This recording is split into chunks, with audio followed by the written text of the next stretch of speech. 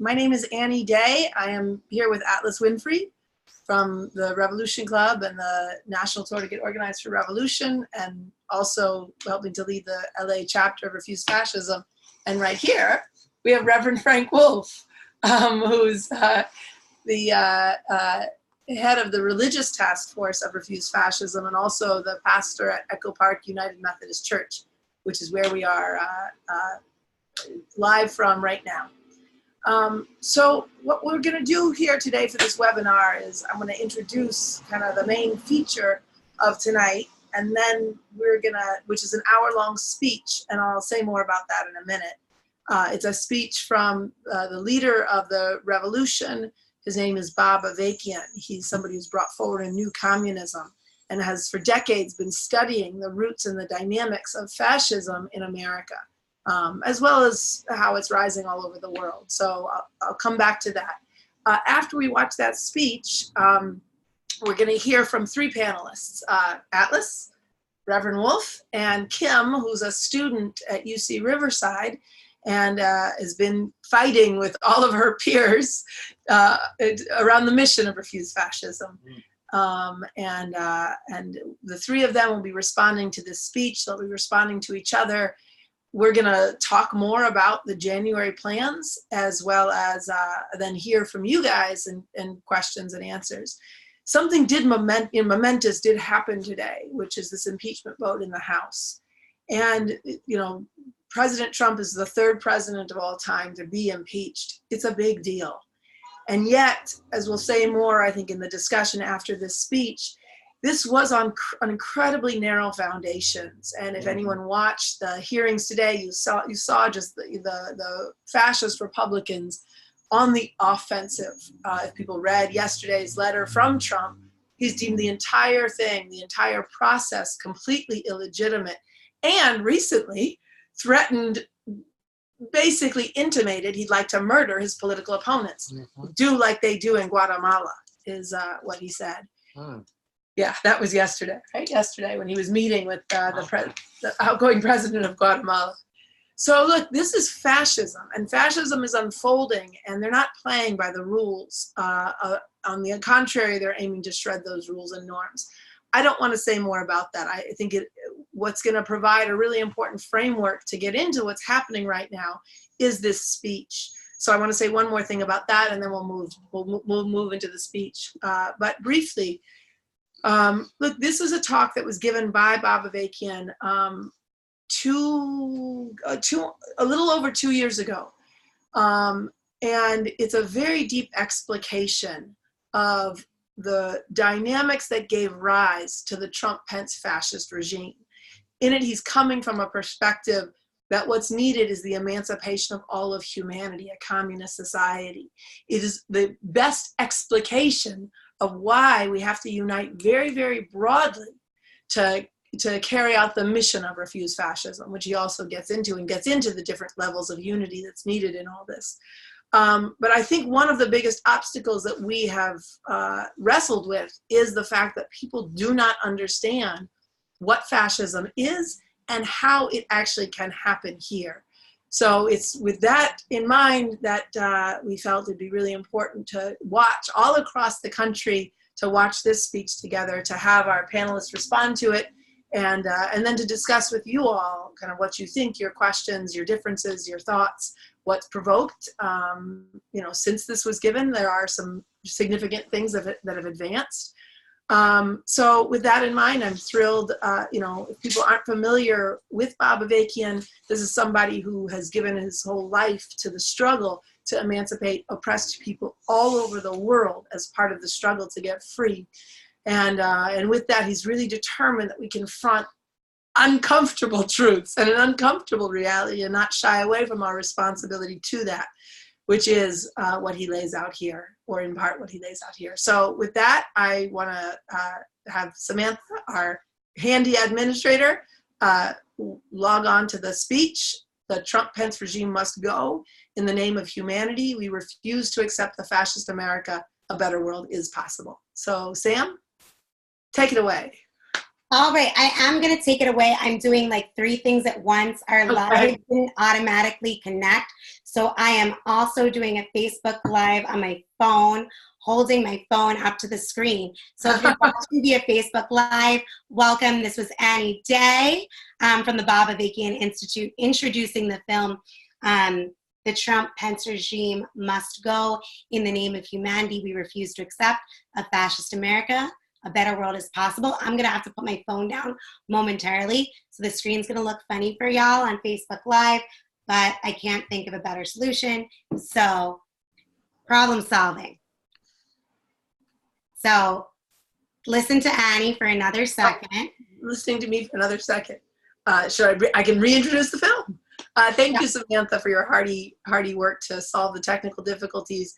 It will also be good in the discussion after. People can talk about what they thought of being out in these impeachment rallies last night. Thousands of people rallied across the street. It was an important night. It's something that has to happen, not just in one night, and not with the message that we can wait till 2020. And I think, as we'll hear in this speech, we cannot wait till 2020. You know, we'll hear more why that is. So let's go. Okay, hold on one more second, and thank you again for your patience. Thank you for folks being flexible. I am going to share my screen with you, and it's going to be great.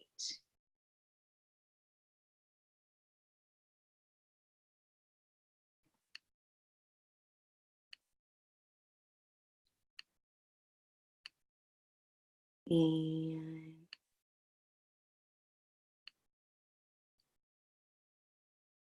the Trump-Pence regime must go. In the name of humanity, we refuse to accept a fascist America. A better world is possible.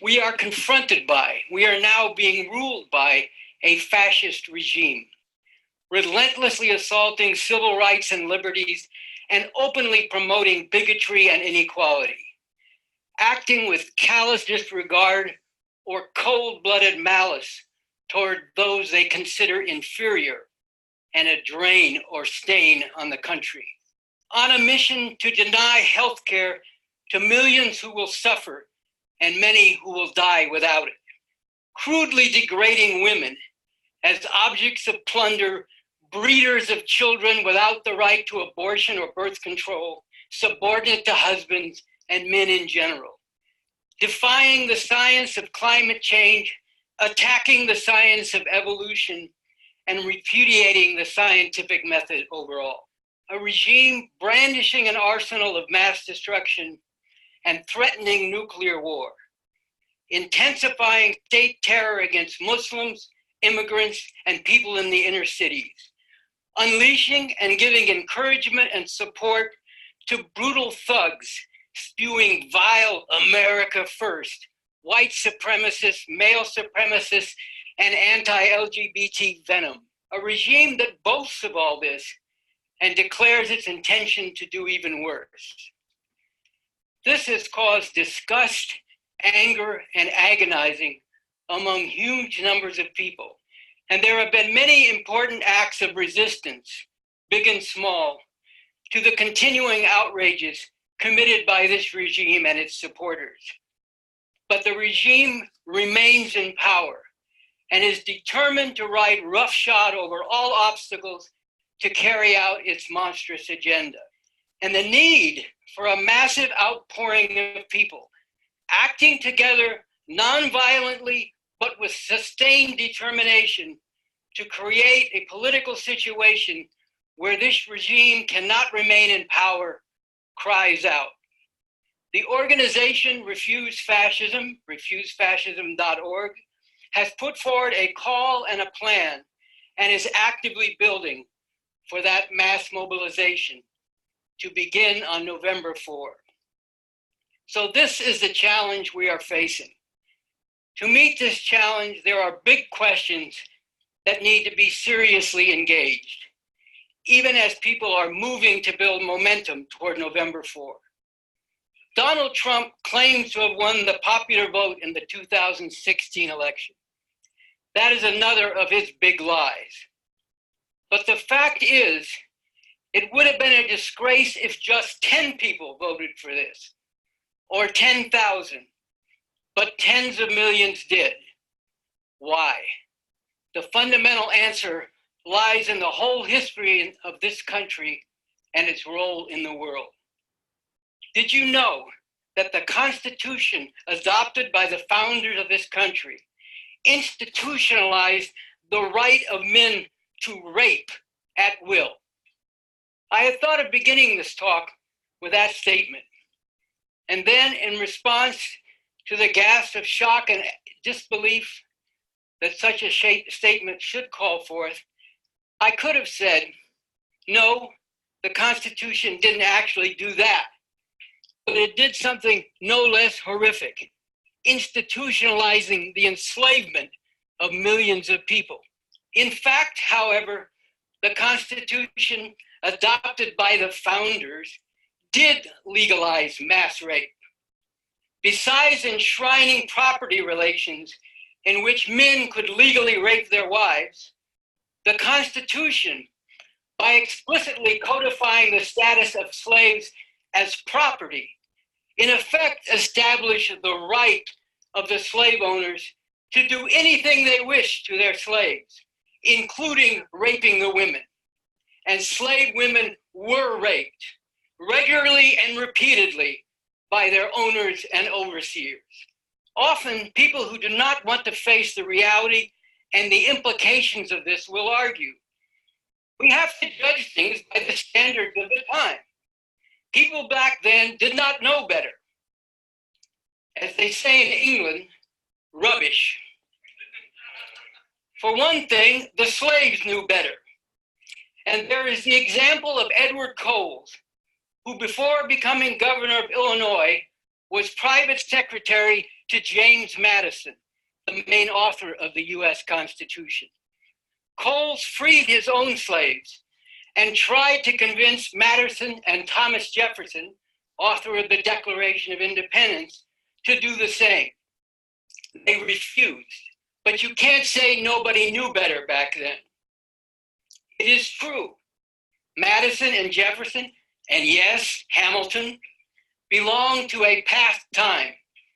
And it is long past time that we move beyond what they represent. The terrible truth is that with some notable exceptions, including the very significant exception of the generation that came of age in the 1960s, white people overall have either been directly involved in or have supported or at least passively accepted all this throughout the history of this country.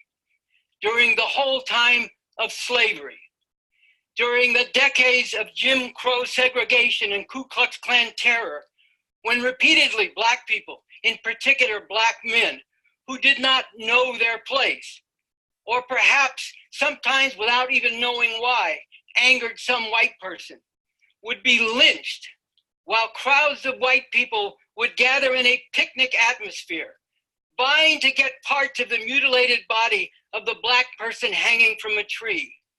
And photographs of this were turned into postcards that were sold throughout the country. Yes, this is true. An ugly, shameful truth. Today, with the repeated murders of Black people by police, in the rare instances when the murdering cop is actually indicted, there are white people who sit on juries and refuse to convict.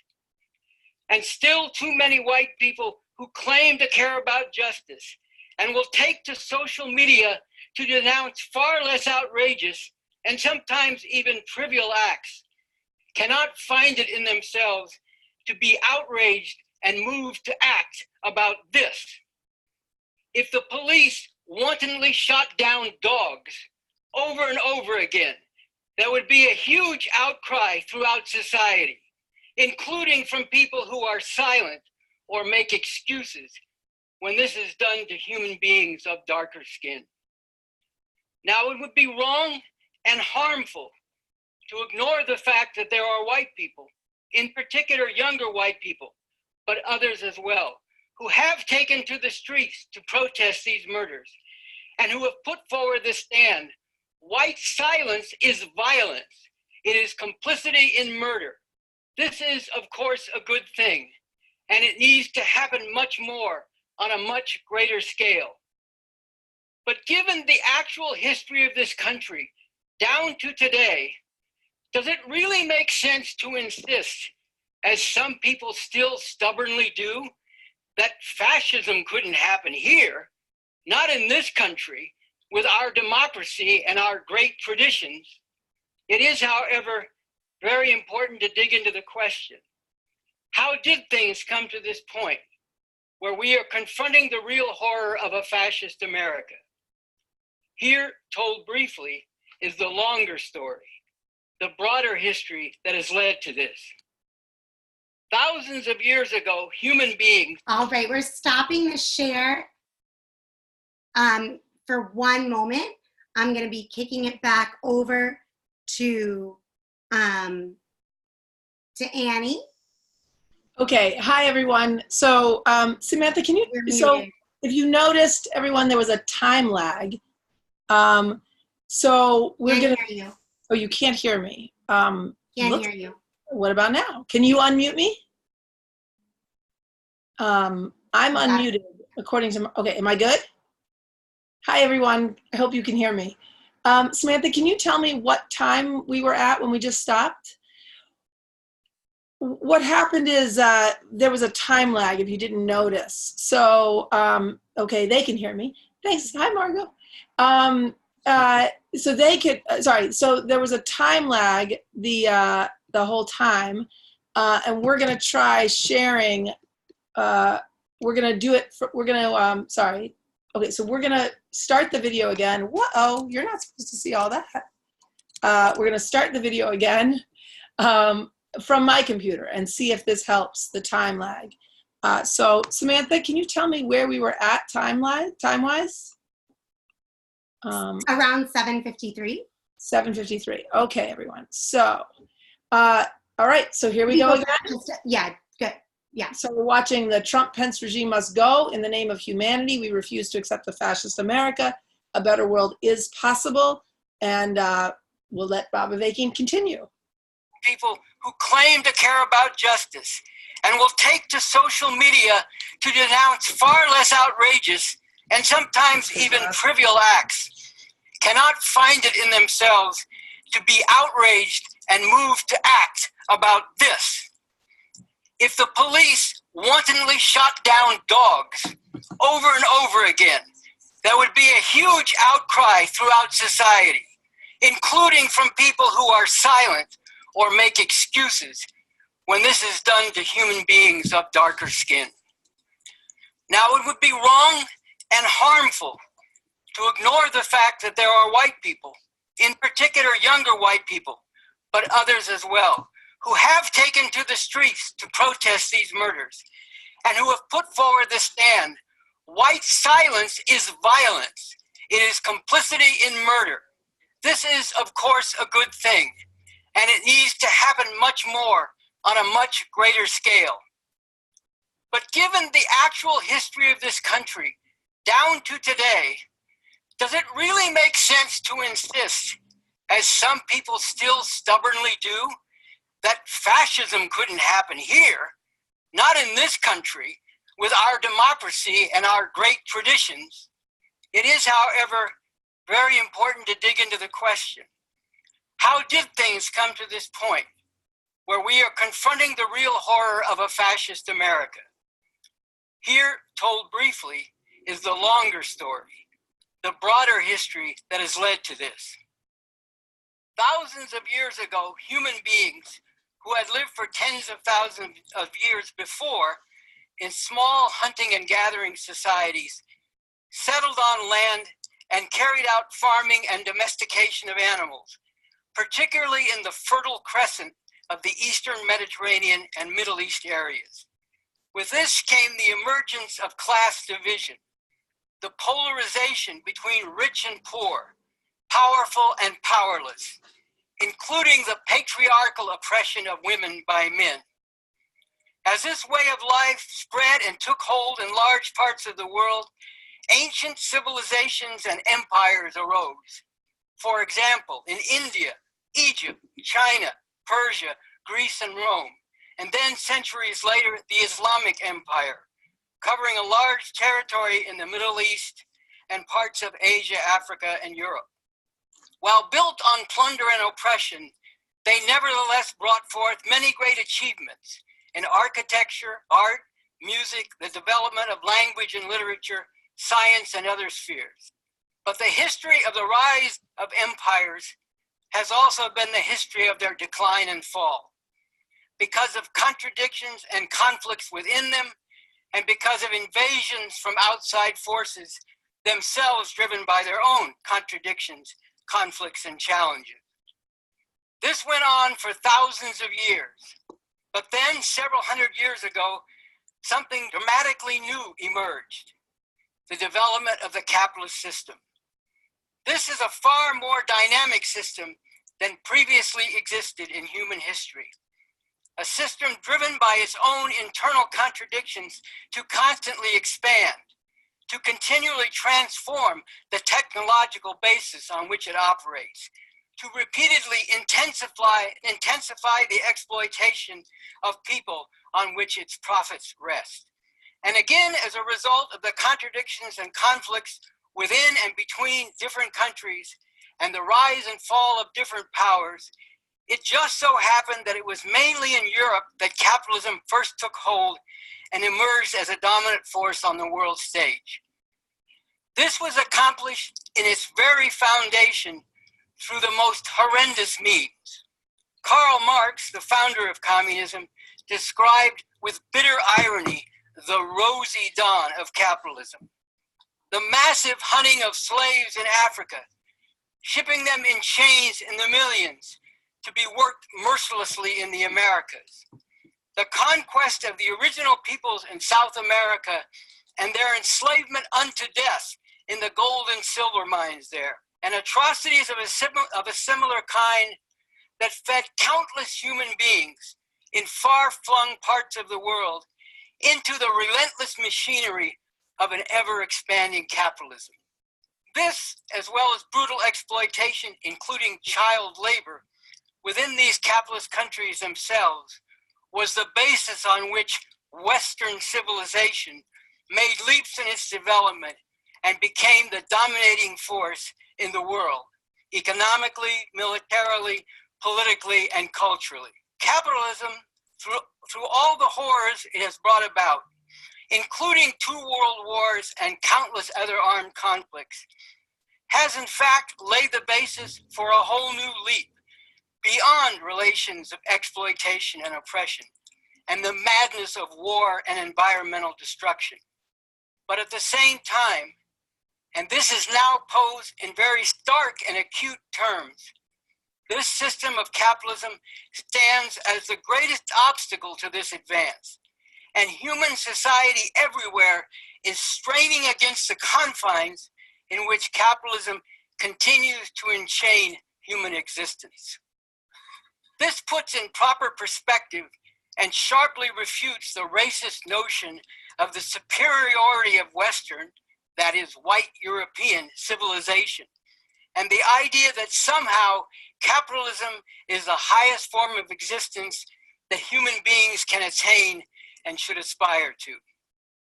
And here is the shorter story, the more particular reasons why things have come to this crossroads in this country with potentially disastrous consequences for human beings everywhere.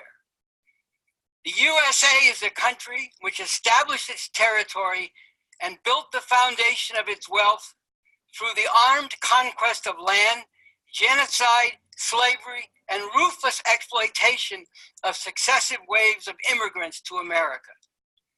And it has continued as a country marked by white supremacy, patriarchy, and male supremacy, and other oppressive divisions, while expanding its domination into an empire stretching across the globe, sitting atop a lopsided world of profound inequalities and plunder of the environment. It would take the resources of nearly 5 Earths for the rest of the world to have the kind of consumer society that exists in the US. All this backed up and enforced by a massive machinery of death and devastation, the US military, and reinforced with a constant barrage of ideas and culture, rationalizing and justifying all this oppression and destruction, propagated through an equally massive machinery of molding public opinion. Today, while the US is, and loudly proclaims itself to be, the world's #1 superpower, it is riddled with sharpening contradictions and facing growing challenges within the country and internationally.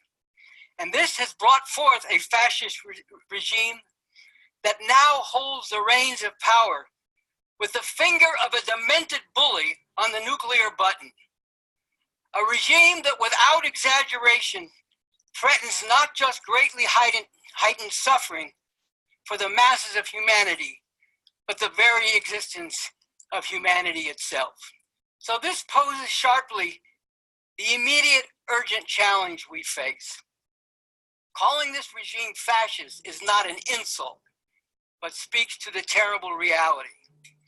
On the website revcom.us, this explanation regularly appears.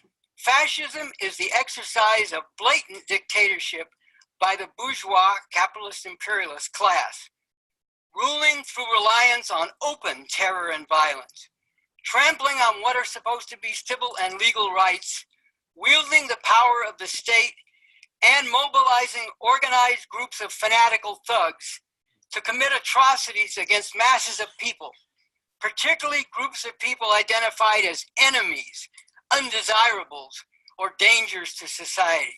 At the same time, and this can be seen through studying the examples of Nazi Germany and Italy under Mussolini, while it will likely move quickly to enforce certain repressive measures in consolidating its rule, a fascist regime is also likely to implement its program overall through a series of stages, and even attempt at different points to reassure the people, or certain groups among the people, that they will escape the horrors if they quietly go along and do not protest or resist, while others are being terrorized and targeted for repression, deportation, conversion, prison, or execution. Refuse Fascism has published as a pamphlet and posted on refusefascism.org material that can be made into portable panels outlining the outrages already committed by the Trump-Pence regime, as well as what they are preparing to do and what they have called forth from the thugs they have encouraged and unleashed in their attacks on Muslims, immigrants, civil liberties, women and LGBTQ people, on the environment and on the people of the world, and what they have done to reinforce and fortify white supremacy, police brutality, and mass incarceration. It is very striking how far things have already gone and how much worse they are bound to get if this regime is allowed to remain in power and fully implement its agenda. One of the most distinguishing and significant features of this particularly American version of fascism is the unholy alliance between Trump and fundamentalist Christian fascists.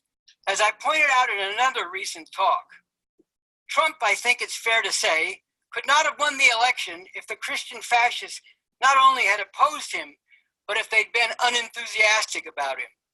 And even when the pussy grabbing thing came out, they didn't turn against him, Jerry Falwell Jr. and all these others, because they recognized here is somebody who is going outside of the whole rules and the way things are done in the swamp of Washington, who will actually carry through on this stuff, like outlawing abortion and suppressing gay people. And Trump, for his part, recognized that if he didn't get this force behind him, he was not going to be able to do it. Pence is obviously a critical linchpin in this uniting of what's represented by Trump and the Christian fascists. The regular bourgeois institutions like CNN, the Democratic Party, and so on, they keep saying, he can't do that. That's not the way things are done. But then Trump does it because he's not playing by those rules. He's not working within the norms as they've been. He is going directly up against them precisely as an important part of what he's doing. And while Pence plays a very important role in all this, he is far from the only Christian fascist in this regime. Besides the appointment of Neil Gorsuch, who is himself a Christian fascist, to the Supreme Court, reestablishing after the death of Antonin Scalia the right-wing majority on the court, Trump's cabinet is full of these Christian fascists. Perhaps it seems harsh or even extreme to refer to these fundamentalist Christians as fascists.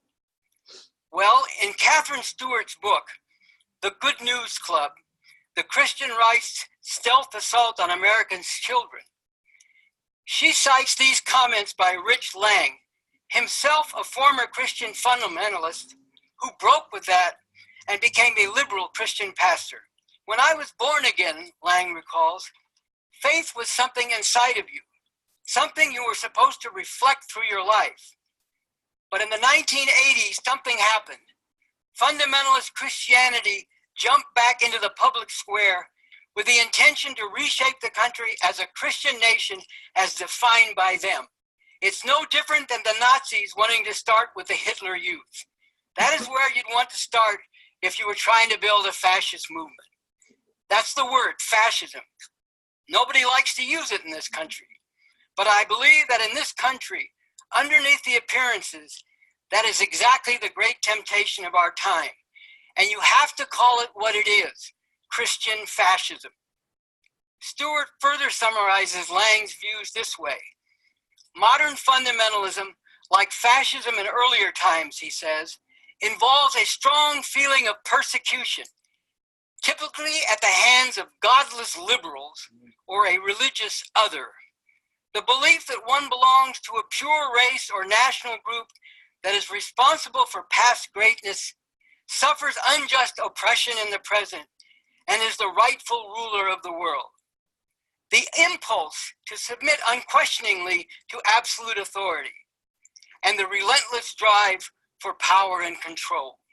It is, he says, a kind of supremacist movement with religion rather than race at its core.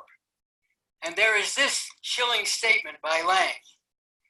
People have no idea it's going on. What does it mean that the conservative church that's growing in America is an end times church? What does it mean that we are raising a generation of children to believe that they are the last generation? What is going to happen if we keep on telling them, don't care about the environment and bring on the war because we're going to be lifted out of here and you can forget about loving your neighbors because they're just going to get blown away. So that is the insight of someone very familiar with these Christian fascists. And the fact is that in this country, with its whole history of genocide, slavery, and racism, any form of fascism, including one basing itself on Christian supremacy, any urge to restore past greatness cannot help but be bound together with white supremacy. The Republican Party has been moving in a fascist direction since the late 1960s, with further leaps since then to becoming more and more openly fascist. And in running for president in 1968, Richard Nixon adopted what has been called the Southern Strategy, which the Republican Party has followed ever since. This is a direct appeal to white supremacy, to the racism of white people, particularly, though not only, in the southern states, who are enraged that Black people are not staying in their place. The Republican Party is not the party of Lincoln, as it sometimes demagogically claims to be. It has become much more the party of the Confederacy. With Ronald Reagan, the Republican Party took another leap on the road of fascism. Reagan very deliberately began his campaign for president in 1980 in Philadelphia, Mississippi, where in 1964, 3 civil rights workers were kidnapped and brutally murdered by white supremacists. There, in Philadelphia, Mississippi, Reagan proclaimed his support for states' rights, which particularly in the South have long been code words for white supremacist lynch mobism. And after George W. Bush took things still further in a fascist direction, including the open use of torture and the active promotion of Christian fundamentalism, the Trump-Pence regime has made the leap into all-out fascism. There is a direct line from the Confederacy to the fascists of today, and a direct connection between their white supremacy, their open disgust and hatred for LGBT people as well as women, their willful rejection of science and the scientific method, their raw America first jingoism and trumpeting of the superiority of Western civilization, and their bellicose wielding of military power, including their expressed willingness and blatant threats to use nuclear weapons to destroy countries. The truth, another terrible truth that must be faced, is that in the context of profound and acute contradictions that are asserting or reasserting themselves in ways that are tearing at the very fabric and deepening cracks in the foundation of this country, at the same time as the American empire is facing serious challenges internationally, fascism is one possible resolution of this, on the terms of this system and its ruling class, even as this is a horror for humanity. While the Constitution does establish the separation of church and state, and the Christian fascists are wrong or simply lying when they insist that the founding documents of this country established it as a Christian nation, the reality is that Christianity has all along been the unofficial state religion of this country, and the country's identity throughout its history has been as a white Christian nation, grounded in male supremacy as well as white supremacy, and driven by a manifest destiny to dominate not only the continent of North America, but ultimately the world as a whole.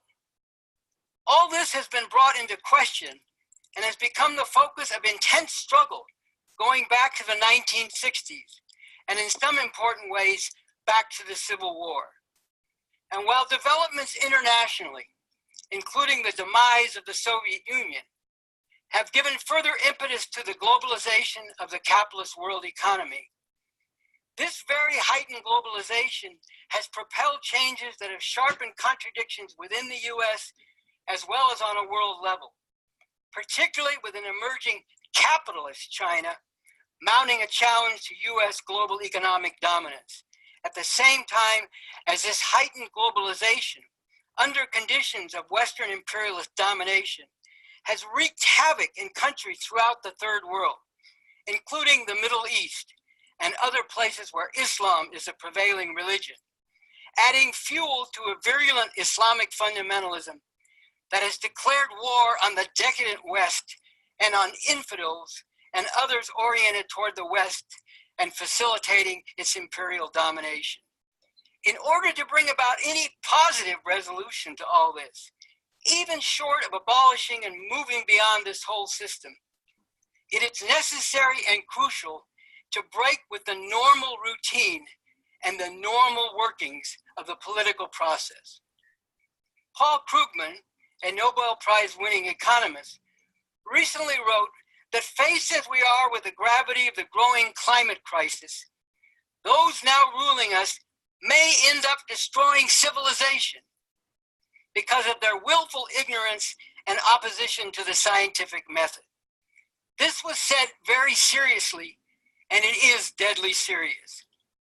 Speaking to this in a question, a challenge for Paul Krugman and all those concerned about the future of humanity, I emphasize the importance of refusing to simply hope that the normal workings of a process that has brought these people to their ruling position will somehow prevent them from acting in accordance with their willful ignorance and worse. But why do many people still stubbornly cling to such false hopes? Thomas Frank is the liberal author of a book with the catchy title, What's the Matter with Kansas? How Conservatives Won the Heart of America. But the more important question is, what's the matter with liberals? Well, it is important, first of all, to draw the distinction between ruling class liberals and regular liberals. As for liberals of the ruling class, what is the matter with them is something I will get to shortly. But for those who are not part of the ruling class, the matter is that although they are willing to admit that there are real problems in this country, and they would like to have a more just society and world, many resist recognizing the systematic and systemic nature of the injustices, and they fear the conflict, turmoil, and chaos that could be set loose by a determined struggle against this. Even as they do have a sense of the horrors that the Trump-Pence regime represents, too many are caught up in thinking that amounts to this: I am hoping, and by staying within the established norms, I am gambling on the hope that the horrors don't hit me and those I most care about. This, it has to be said, is politically as well as morally bankrupt and will only contribute to the impending disaster. It used to be a common saying, to the person of the right, order is more important than justice, while for the person of the left, it is the opposite.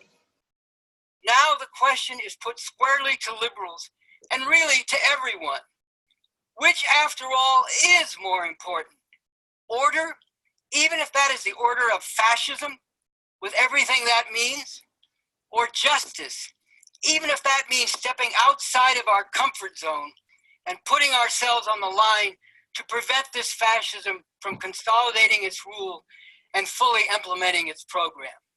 Another dangerous illusion is the notion that, particularly for Black people, what is happening now is just more of the same. Yes, the history of this country is the history of unspeakable atrocities committed against Black people, as well as others. But what we are facing now with this fascist regime is the heightened possibility, not just that this oppression will be carried to genocidal extremes, and that the mass of people everywhere will be subjected to previously unseen horrors, but that the human species itself will be wiped out. In confronting and moving to prevent this, one of the biggest obstacles standing in the way and weighing people down is American chauvinism, the disgusting notion that America and Americans are better and more important than everybody else. This is a poison infecting people broadly in this country, even among the bitterly oppressed. And there is a great need for people to break with this American chauvinism. Free yourself from the GTF, the great tautological fallacy. A fallacy, an idea or way of thinking that is false, wrong. A tautology, a round in a circle way of reasoning that asserts something and then claims to prove it by merely asserting the same thing again. So the great tautological fallacy to which I am referring is the notion that America is a force for good in the world, and therefore whatever it does is good, or at least done with good intentions, even if the same thing, when done by other forces, especially by forces opposed to us, is bad, is evil, because America is a force for good in the world. Thus, in the grip of the great tautological fallacy, when one is told by the authorities and government and the media, etc., that North Korea developing a small number of nuclear weapons and a few long-range ballistic missiles poses a grave threat, one does not question. One does not ask why that is a grave threat. while the only country ever to use nuclear weapons, the United States, having thousands of nuclear weapons and the capability to use them anywhere in the world, is somehow not a grave threat. Under the influence of the great tautological fallacy, one does not stop to think about the fact that in this situation, North Korea could only be developing this weaponry as an attempt to deter an attack from the United States. For North Korea's leaders know that if they initiated an attack, they would face massive, overwhelming retaliation. And from the point of view of the imperial rulers of the United States, such a possibility of deterrence is precisely the problem, because it could in some measure limit the ability of the US to dominate and dictate. Here's another example. Recently, Chelsea Manning, a former soldier, who took great risk and spent years in prison for exposing, among other things, war crimes by the US military in Iraq, was extended an invitation to be a lecturer in an academic program at Harvard University. But then when some government officials and others, including Mike Pompeo, objected and threatened to pull out of the program, Harvard disinvited Manning. Well, who is Mike Pompeo? He is the head of the CIA, an intelligence arm of the US government, which, without exaggeration, is an instrument of murder on a mass scale. Going back to the 1950s and through succeeding decades, the CIA has worked through right-wing butchers in countries such as Iran, Guatemala, Chile, Indonesia, and many others to pull off coups that have removed popular governments from power and replaced them with murderous reactionary dictatorships. More than 1 million people have been slaughtered as a result of these actions by the CIA. But through the lens of the great tautological fallacy, the head of the CIA is a respected figure, and his denunciations of Chelsea Manning can cause Manning to be ousted from the program to which he was invited at Harvard. Of great help in casting off the great tautological fallacy is the American crime series that appears regularly on revcom.us, where you can get a beginning sense of the scope and the depth of the atrocities that have been carried out here and all over the world by the rulers of this country from the beginning and down to today. But from childhood, we are indoctrinated with a notion that America is a shining light of freedom and the President of the United States is the leader of the free world. Well, when has this been true? Was it true during all the years of slavery?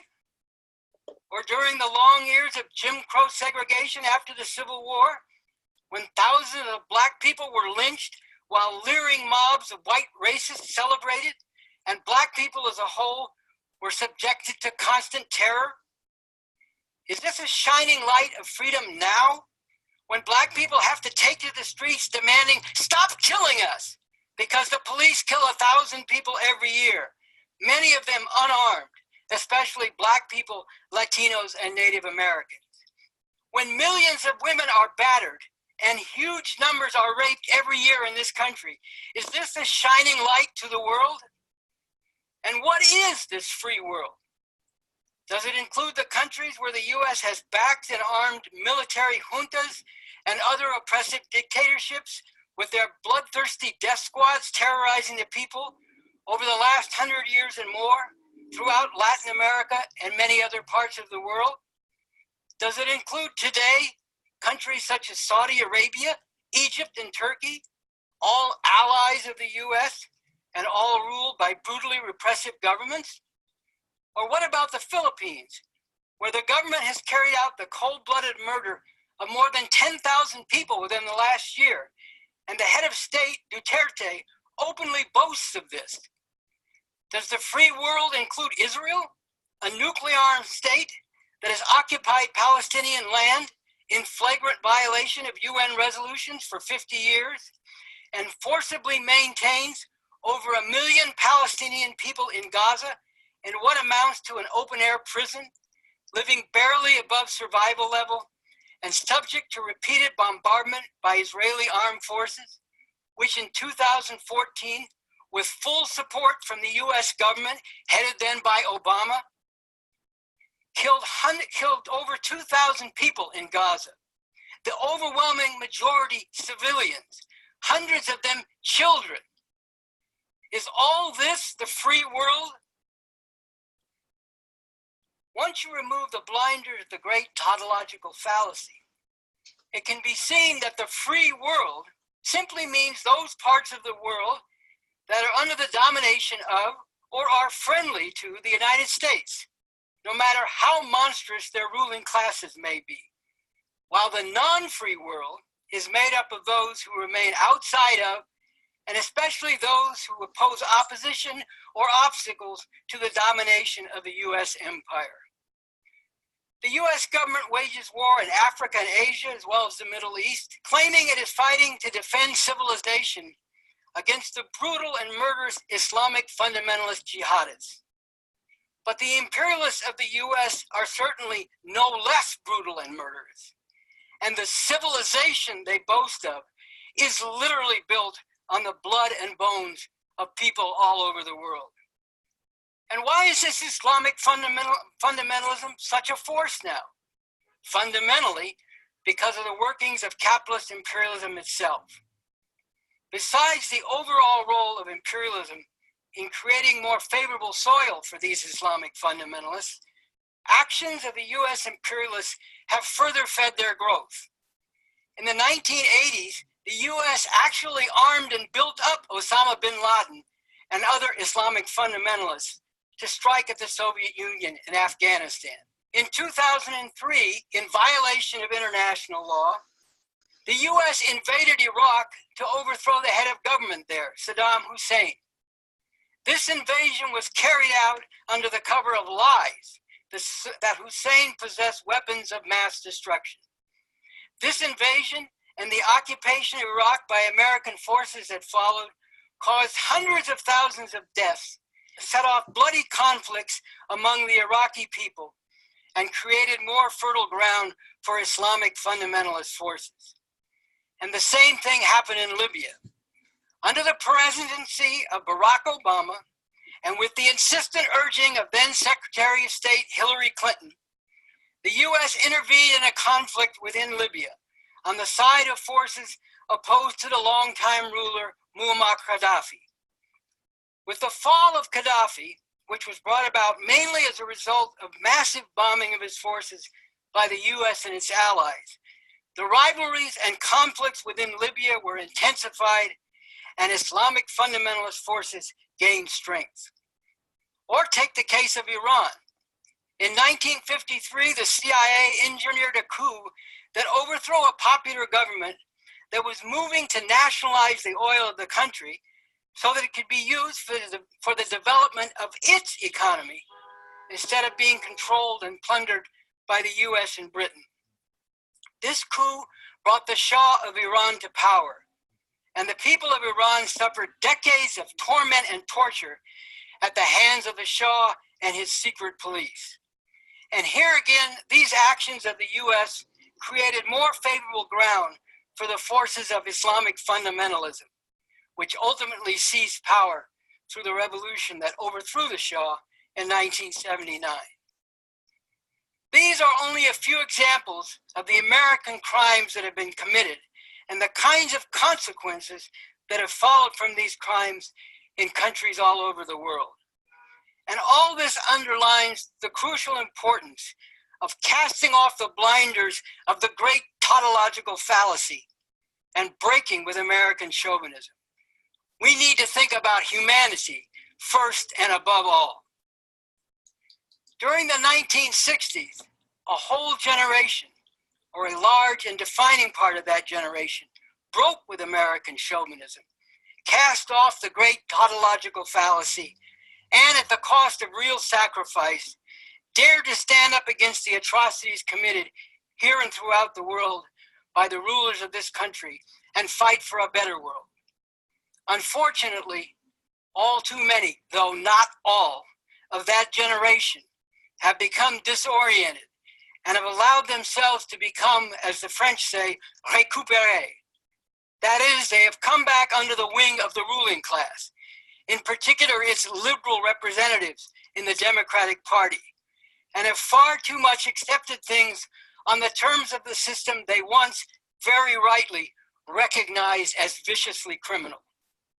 But now, when the workings of this system have brought this fascist regime to power, there is, more than ever, a profound and urgent need for people of all generations to finally and thoroughly break with American chauvinism and act in the interests of humanity. Here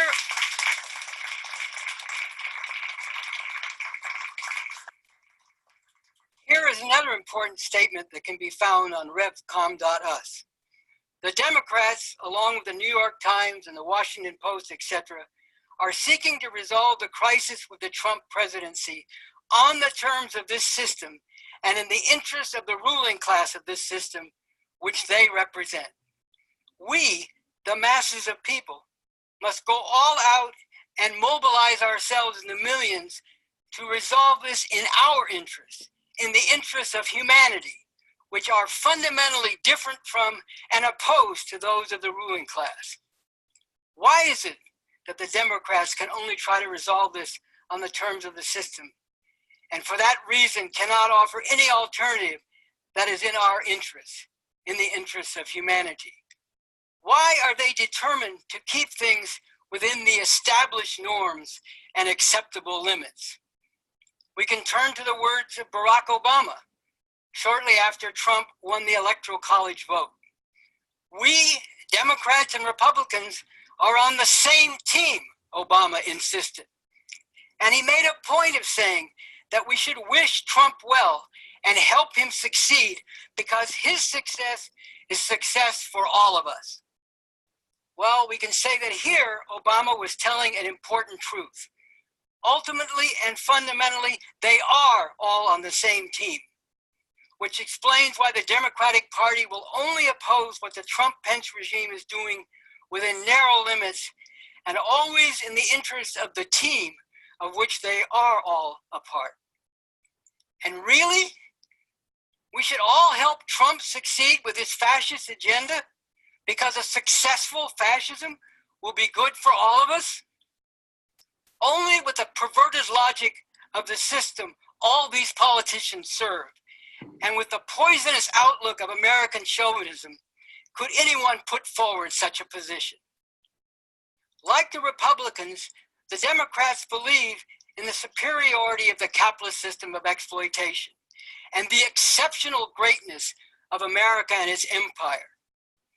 They champion a brave new world of 21st century globalization, which rests on a vast network of sweatshops where people, including children, slave long hours for near starvation wages.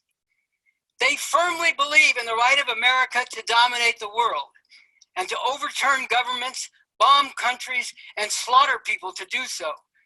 But they say it should be done with the cooperation of allies and in the name of making the world more free, orderly, and peaceful. They will talk about diversity and inclusiveness while actually acting to maintain the fundamental relations of inequality and oppression that are hallmarks of this country, because those relations are built into this system and it could not exist or function without them. In short, even with their real differences with the Republicans, they represent and serve the same system, the systems whose normal workings have now brought fascists to power. It will only make things worse and work against what needs to be done to put an end to this nightmare. If people are taken in when Trump appears for a moment to be more reasonable and is praised by his ruling class opponents for being more presidential, or when they treat him as a miserably failing clown or an egomaniac with no ideology or program, while he forges ahead with his fascist agenda. Hitler, too, while perpetrating monstrous atrocities and preparing to do even worse, became skilled at normalizing this at each step, and at times toned down his rhetoric. This fed illusions that too many wanted desperately to cling to. Upon coming to power, Hitler moved to crush the communists because of his deep hatred for communism and because the communists were the most powerful organized opposition to the Nazis. Early in the Nazi regime's rule, the Reichstag, German parliament building, was burned down. And although there are indications that the Nazis themselves were responsible for this, they blamed the communists and seized on this situation to round up communists and declare emergency measures eliminating or severely restricting rights and liberties, measures which they moved to make permanent. A group of communists was charged with burning down the Reichstag. But the trial actually resulted in the acquittal of most of them, including the prominent communist Georgy Dimitrov. Many people wanted to believe if communists are acquitted in court proceedings in these circumstances, surely that shows that the separation of powers and the remaining institutions of democracy can still work to constrain and contain Hitler.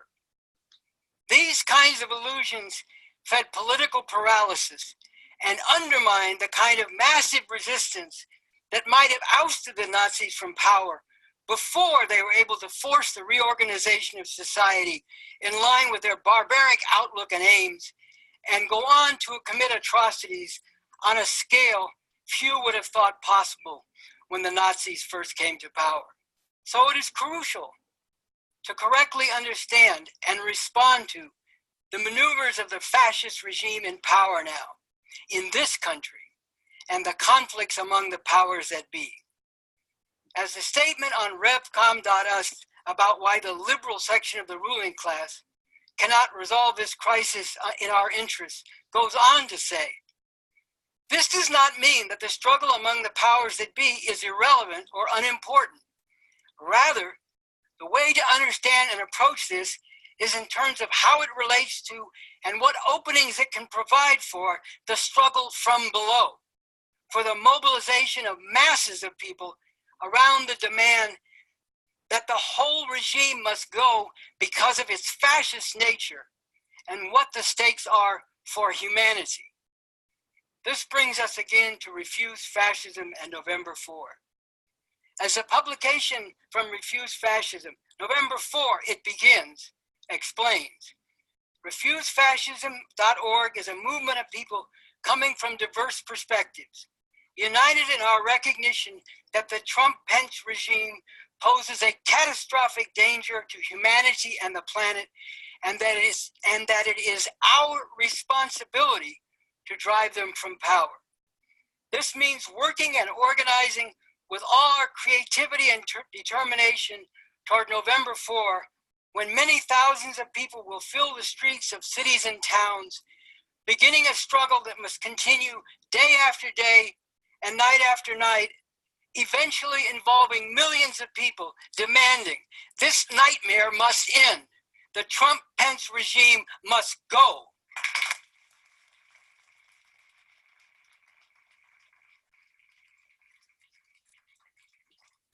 As I also emphasize in the Paul Krugman article, people who hold many divergent points of view must come together and act politically in what is really a meaningful and powerful way to deal with the looming, in fact, the ongoing disaster embodied in this Trump-Pence regime.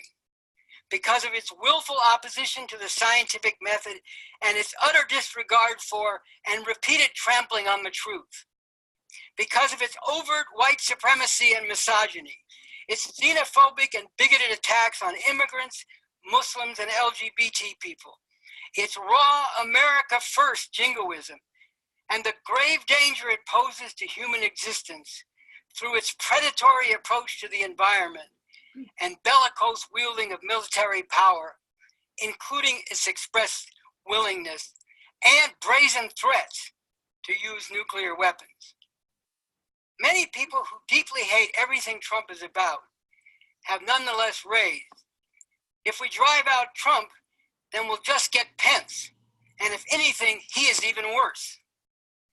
But that reflects still too much being confined within and weighed down by the normal way of doing things, which is precisely the trap that people have to break out of in their millions and millions. It is a matter of driving out the whole Trump-Pence regime through massive and sustained political mobilization and resistance from below, changing the whole political landscape, the whole political situation, culture, and atmosphere in society.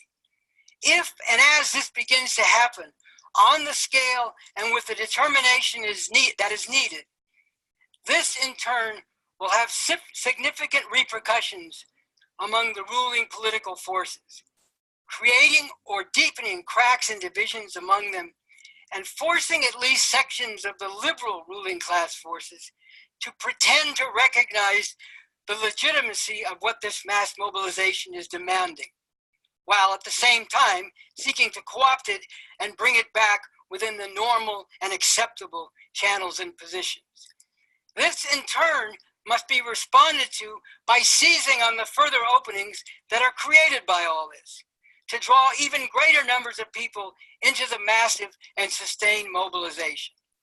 And this overall dynamic must be continued, amplified, and accelerated toward the goal of actually driving out this regime before it can fully consolidate its rule and implement its program. Thousands must be organized to take to the streets in cities all over the country, beginning on November 4, overcoming fear and feeling the strength of their common cause and action and their common aspiration and determination, making clear their resolve to not just make a statement, but to continue, and more than that, to spread and multiply their numbers and impact until millions have been mobilized and refuse to stop until the demand has been met. This nightmare must end. The Trump-Pence regime must go. Preparations must be made, logistically as well as politically, so that this mobilization can be sustained and can continue to expand and gain strength, so that the spirit, the determination and courage of those involved can be lifted and reinforced, while growing numbers of people from broad and diverse sections of society can be involved and can provide support and assistance. This is the great cause and the great movement to which all those who refuse to accept a fascist America must apply their energy and creativity to make a reality, now and moving forward to November 4 and beyond. A better world is possible. In the most fundamental sense, only a thorough transformation of society through a revolution to break the hold of this system and bring into being a completely different economic and political system, geared to meeting the needs of the people for basic necessities and for a stimulating and inspiring intellectual and cultural life, seeking the truth through scientific means and giving flight to creativity and imagination, with new relations among people that do away with all oppressive divisions. Only this can bring an end to the unnecessary suffering that is continually inflicted on the masses of humanity and make possible a world where human beings can truly flourish.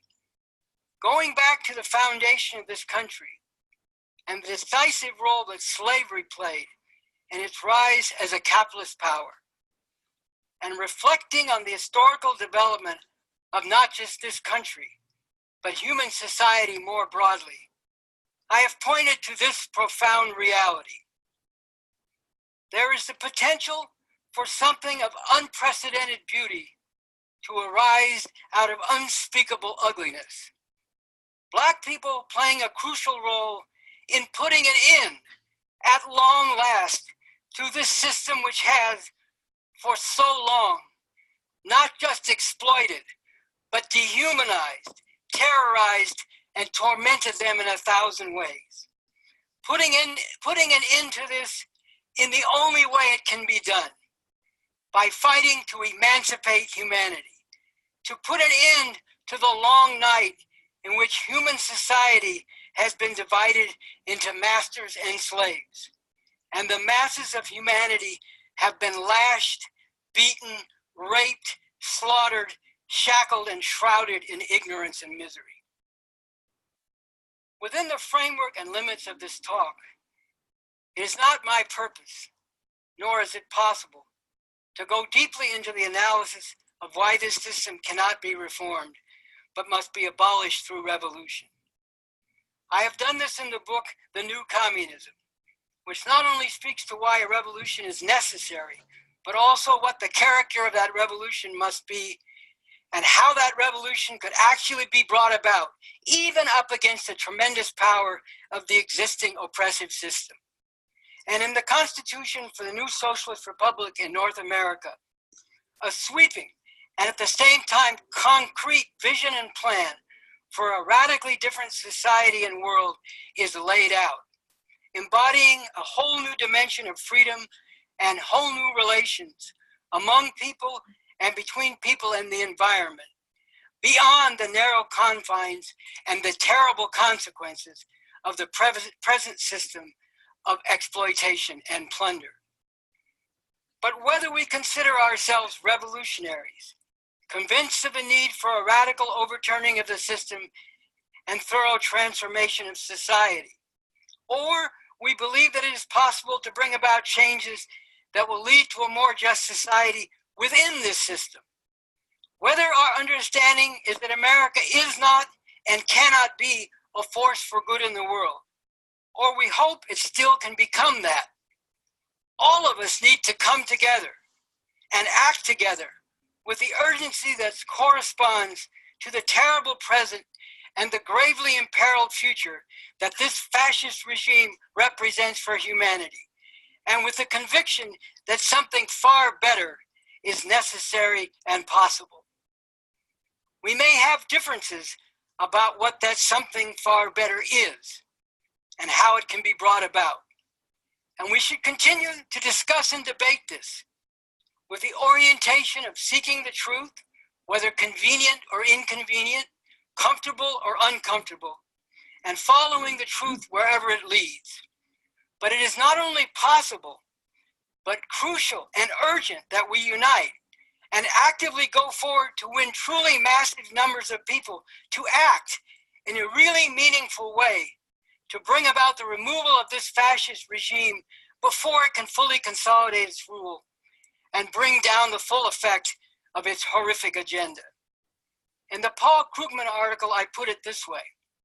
Krugman is a proponent of capitalism, whereas I am an advocate of communism, a new communism, who is convinced that what is ultimately and fundamentally required to deal with the current horrors facing the masses of humanity and the looming threat to the very existence of humanity is a truly radical and emancipating revolution. But that is not the immediate question and challenge before all of us at the present moment. Rather, it is to deal with the grave danger posed by those now in power through non-violent but massive and sustained political action. The mobilization of first thousands growing into millions, determined to get and remain in the streets until this regime is removed from power. Does not the common recognition that this regime may end up destroying civilization demand of all of us, all those of many divergent viewpoints, who can recognize that these are the stakes for humanity, that we act together and do everything in our power to bring about the massive political manifestation that is urgently needed to drive out this regime? And in concluding, let me go back to what I wrote at the end of that article. It is in this spirit and with this understanding that it is crucial for everyone, those like Paul Krugman with a prominent platform from which to influence public opinion, as well as those without such a platform, who do recognize and agonize over what is at stake for humanity, to act from their own perspective, to give meaningful support to, and indeed to become actively involved in, the critical work building toward November 4, publicly endorsing and promoting the call from Refuse Fascism, helping to break through what is effectively a whiteout of this in the mainstream media. Donating and raising funds, directing people to the refusefascism.org website, and in countless other ways, helping to develop a necessary political and organizational basis for what Refuse Fascism very rightly calls this great cause. For it is a massive and sustained political mobilization called for by Refuse Fascism that truly represents the prospect of forging a positive path through and beyond this extremely dangerous and potentially disastrous situation. Thank you.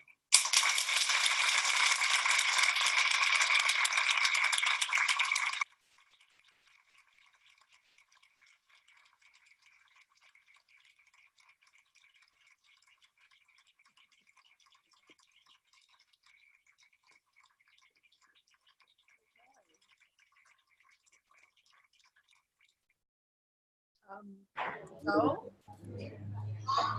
that was, oh, hi, Kim. Okay, we'll come back to you in a second. So that was, there we go. We're gonna scooch together. So that was a speech that was given 2 years ago by Bob Avakian.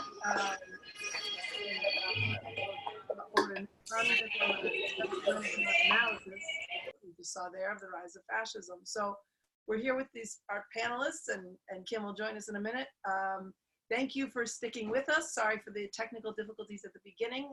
Again, my name is Annie, and I'll tell you more toward the end about the Bob Avakian Institute. But I'm here with Atlas and Reverend Frank Wolf. Atlas is part of the Revolution Tour, as I said earlier, and Reverend Wolf is both the pastor of the Echo Park United Methodist Church and the leader of the religious task force of Refuse Fascism. So, and we'll bring in just a minute Kim, who's a student at UC Riverside. But I want to start with you all, and actually while we're having this discussion, I want to encourage people watching to write your comments and questions. And before we end tonight, we're going to try to just at least get a couple questions in from people watching.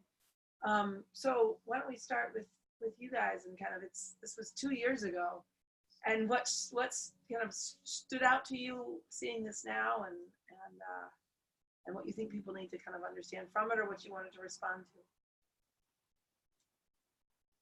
Lots happened in 2 years, and yet the speech is just as prescient now as maybe it's more prescient now than it was 2 years ago, because of the fact that so much has already happened. And we've seen the consolidation taking place in so many ways. It's not only have we seen continuation of the policies that were begun 2 years ago, 3 years ago, when the administration this regime first came into power. We've upped the ante with tax on immigrants. We've upped the ante with the tax on women. Women's rights, we're now finding that abortion is less and less available in these United States. Frank, if you could speak up a bit. Okay, I'm sorry. I can try to speak up. It is. We're seeing that the ante's been upped over the last 2 years. You know, there have been increased attacks on immigrants. There have been increased attacks on women, and particularly reproductive rights and the right to an abortion.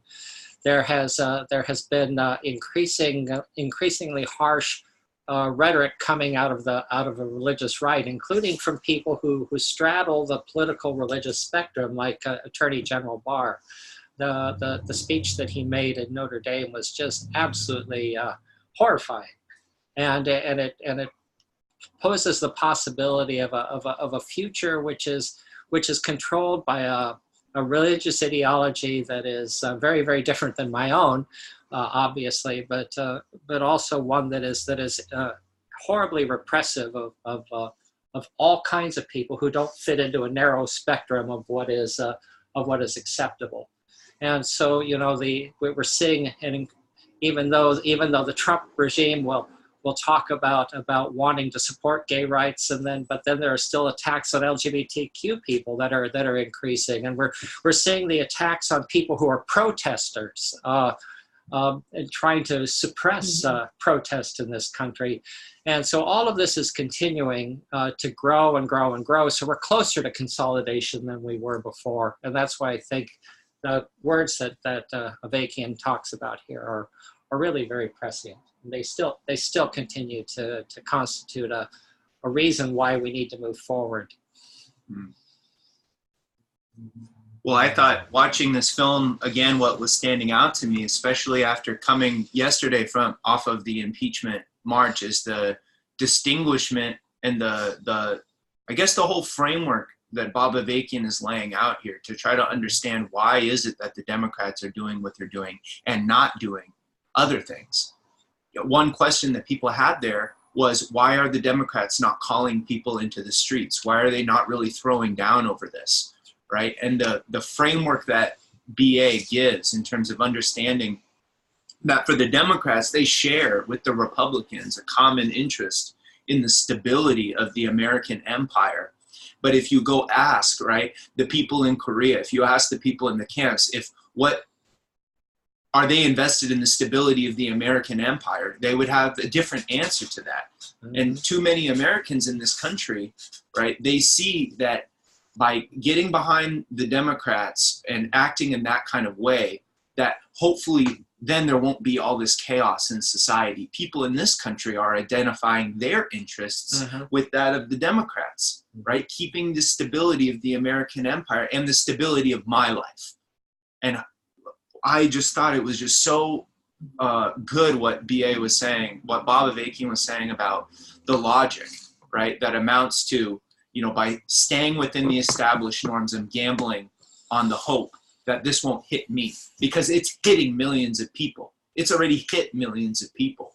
And people their view is so limited that they don't even stop to think about, what if we acted independently? What if we didn't just wait around for saviors in the Democratic Party because of precisely of these interests and stability of empire, but we actually acted independently?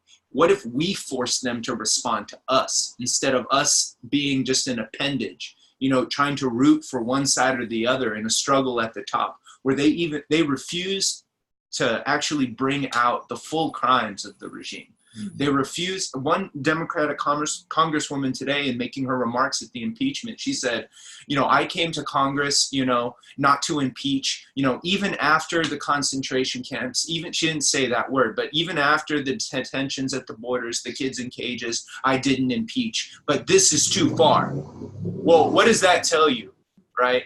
It was too far when they put kids in cages. It was too far when they threatened nuclear war. It was too far then. And so acting independently is what we have to grasp, is how we can actually get to the interests of humanity. And if we let them corral us and keep us in this tiny box of just waiting for the elections, we're not actually fighting to win. There's a lot more room here that I don't think people in the impeachment rallies are understanding. That's kind of what I was grasping. So keep writing in the comments, and then I'm going to bring Kim in to respond to what's been said and what you heard from BA's speech. Yeah, so can you hear me? Yeah, we can hear you. Okay, perfect.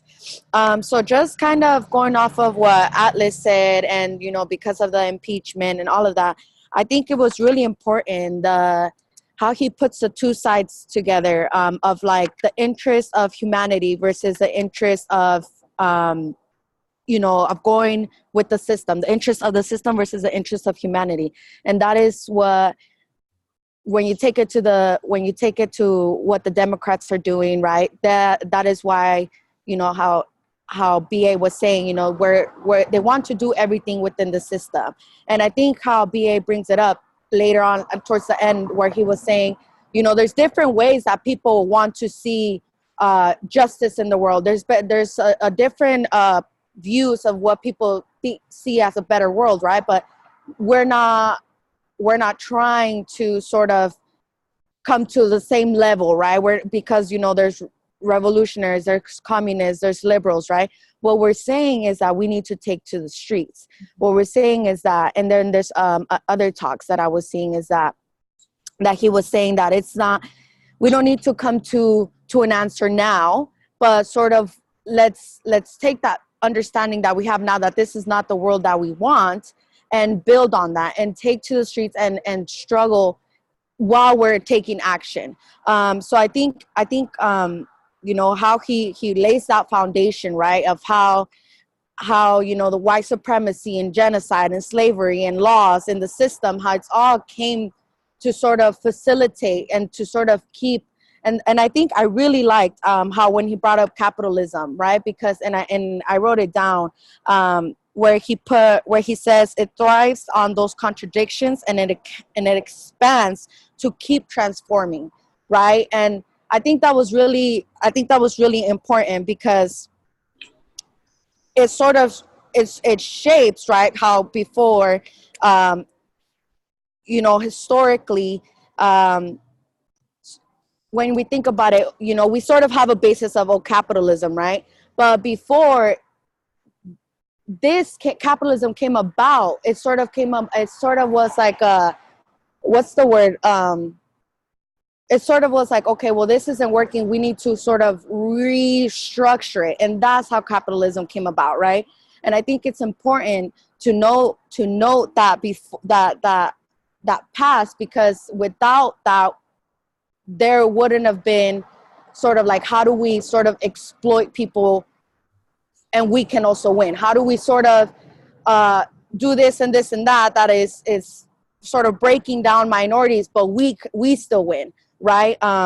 So yeah, I just thought, you know, the sort of capitalism and the interests of humanity versus the interests of the system. I mean, that is why, you know, it has come to this point of, you know, Democrats, just like you said, when we keep saying, well, there was the articles of the abuse of power and the obstruction of Congress, something like that. But we're not talking about the concentration camps, and we're not talking about climate change, and we're not talking about all these other things, right? So it's important, like how you, Atlas, you were mentioning, well, I didn't say anything, I didn't come here to impeach because of this, but this was too far. So it's, once again, it's sort of yeah, that's it. Yeah, okay. So you were going to respond, right? I think it's always been up to us to we have to make those front and center in terms of the points that we make. Now, we don't have the power to impeach, we don't have the power to convict, but the Democrats have really adopted a process that is going to fail. We know that Trump is not going to get convicted in the Senate. And so we're spending all of our time patting ourselves on the back, talking about how important impeachment is.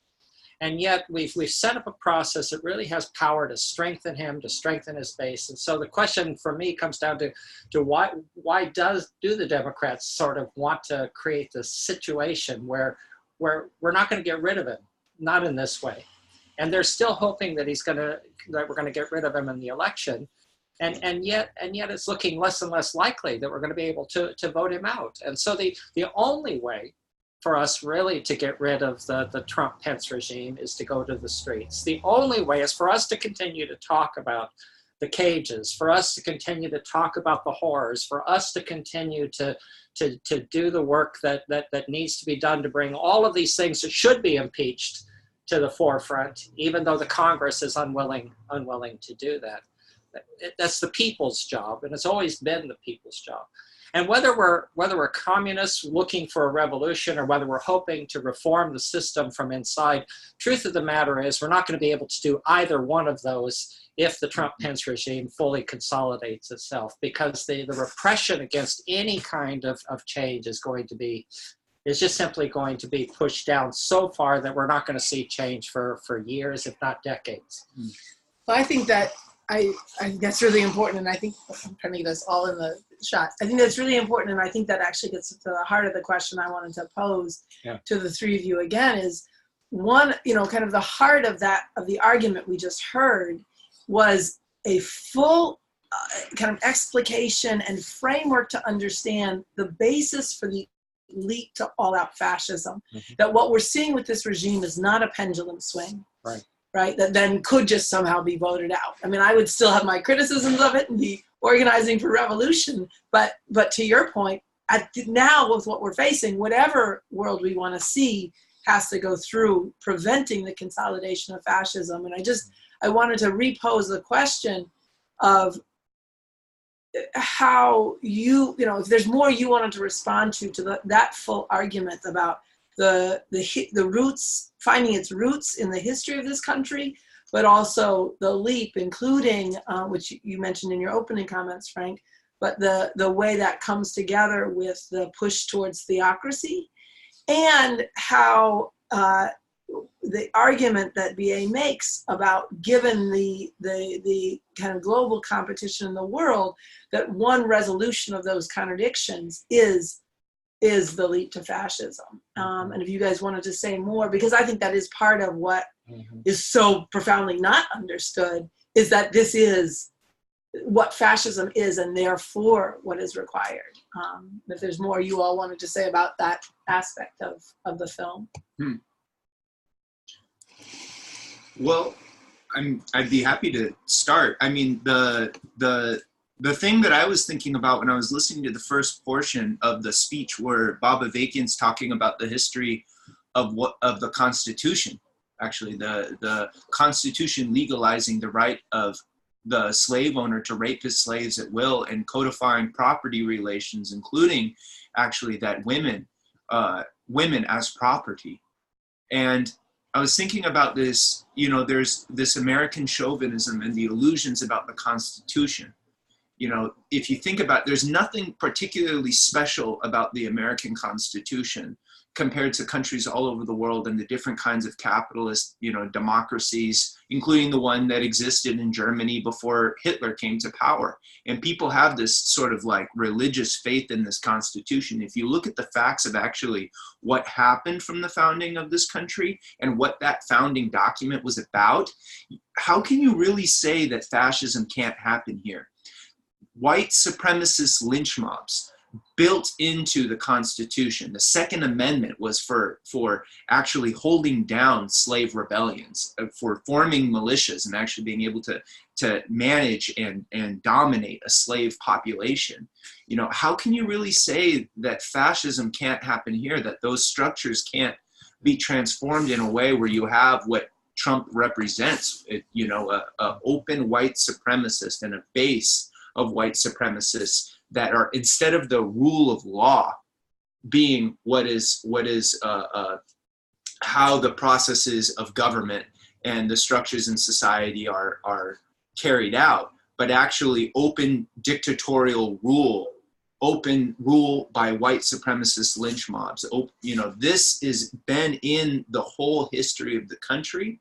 And what Trump is doing is eviscerating that former structure, the rule of law, and concentrating powers into the executive branch. And one of the things I was actually thinking about is the way that this comes together with the Christian fundamentalism. You look at today in the impeachment, and people they're taking and making an analogy out of the impeachment trial and the crucifixion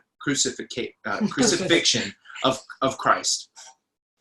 And, there is a section of people in society that in the millions that believe that Donald Trump was appointed by God, and he derives his right to rule not through elections, not through the rule of law, but actually through God, and that he is putting into place God's will.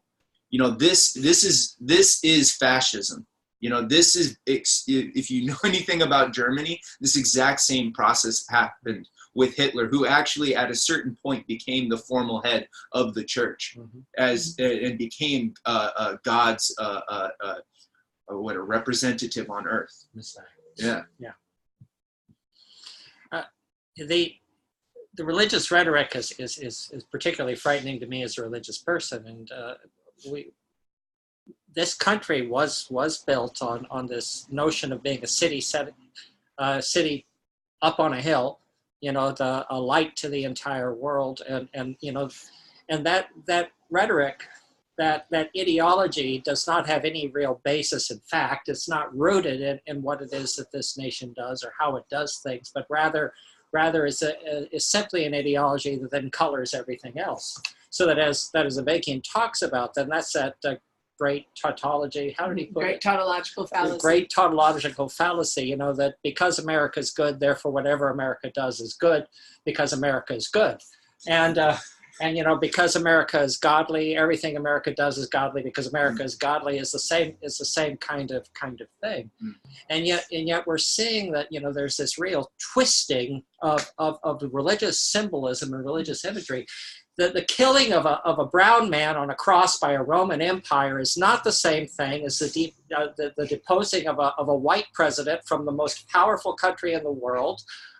You know, so that the rest of humanity can live. There is no really any comparison whatsoever between the two, and yet that language is being used, and yet that case is being made, and it's a horrifying case, because then, you know, if Donald Trump really is God's Messiah, as people are claiming to be, then when Donald Trump decides to put babies in cages, that's God's will, that babies be in cages, because Donald Trump can't do anything other than God's will, right? And that's the kind of rhetoric you're seeing coming out of the Jerry Falwell Jr.'s, Paula White's, the Franklin Graham's, who essentially are willing to accept whatever it is that Donald Trump does. And so religious people in particular, and Christians and more especially, need to renounce that misuse of religious tradition, that misuse of the Christian message, and help us reshape that again in a way that really takes away some of the power. There's a knock on Frank's door. Okay, Kim, do you want to chime in here before we take comments from people watching? Yeah, so I just wanted to add, you know, from what BA said in his talk, right, that it's this white Christian nation identity. So like he was saying, when the whole thing grabbing came about, how he said, they didn't turn against him because they said, well, he's going to push, because of how outrageous he was. It sort of turned to the logic of, like, he's so outrageous. The logic was that he's going to push this extreme agenda of abortion, outlawing abortion, LGBTQ rights, and all of these things. So it's sort of important to connect these dots, right, of what it means, what is a white Christian agenda, and how it is playing out and taking away the rights of women and LGBTQ and immigration, having the concentration camps. Why, like how he said, that anybody that is not white, it's a stain on the nation. So just wanted to sort of, because I'm seeing a lot, you know, I'm connecting the dots here of how he says one thing, it plays out here, and the logic is like how they're saying, because he's this is okay, and it sort of creates a cycle. But yeah, muting myself again. Yeah. So we're gonna move to thank you, Kim, for that. And I think Frank's comments were very sharp and appreciated. You know, the another thing I just wanted to, and I do encourage, sorry, I'll finish the sentence. I do encourage people to watch and to spread this speech that we just watched together over the holidays. Watch it with your friends and family. The understanding that that this regime is not playing by the rules and the norms, and why those rules and norms are not sufficient to stop the consolidation of this regime. It really is it's just so profoundly little understood. The one thing I wanted to comment on, just rewatching it, is the part where he says, you know, it will do great harm for people to say, oh, what a buffoon he is, or he can't do that, and then he goes ahead and does it. And why people are still sputtering and not actually confronting. They are playing by different rules. Watching the impeachment proceedings today, you just see they are playing by such different rules, and they're not even, you know, yes, they're meeting in the middle in terms of from what I would argue and what you just heard, and is they are representatives of the same system, but they are playing by different rules in terms of one's actually trying to, one party, the GOP at this point, are aiming to shred those norms in order to install fascism. And this is what's not understood, and why people's comments on earlier on, it's on us to prevent. It just strikes me as I was listening to you, Annie, the last time the progressives, the liberals, the Democrats derided a president as being the village idiot, we ended up in a war in Afghanistan and a war in Iraq. Right? So you're right. It distracts us from what the real point is. Yeah, for people who don't know, he's talking about George W. Bush. That's right. So the one, comment that we've gotten a couple times, and I hear you, brother, is I'm so fucking happy that Nancy announced that the House is going to impeach damn Trump. Well, I hear you. I think we hear you. But I do think there's a recognition, and maybe we can move here to talk some about our January plans, is the basis on which these impeachment articles were delivered was on such a narrow ground that the whole of the regime, the whole of their agenda is not just intact, but further strengthened through this. How far were they able to advance the shredding of the norms and the rules? How far have they been able to delegitimize their political opponents through this process, and the Constitution through this process? How much were they able to hold themselves, the executive branch, above the other branches of government, but also above the Constitution and above the basic rule of law, which, whatever you think of that Constitution, to just be able to shred it is part of the consolidation of fascism, which we have to prevent. So the problem is, yes, this is historic, but the problem is, coming out the other end of this is actually going to be, if it's left to its own, the further advancement of fascism. But this is where we come in, is that there actually can be another answer to this. So we want to do a few things here, and I do encourage people to keep, if you do have any questions of all those watching, for Frank or Atlas and Kim, please write those in. We're gonna try to push through to end in about 15 minutes, maybe 5 after. But there's a few things we want to do all together. One is, Atlas, do you want to lay out some of the plans for January? You can either read it or you can convey it yourself.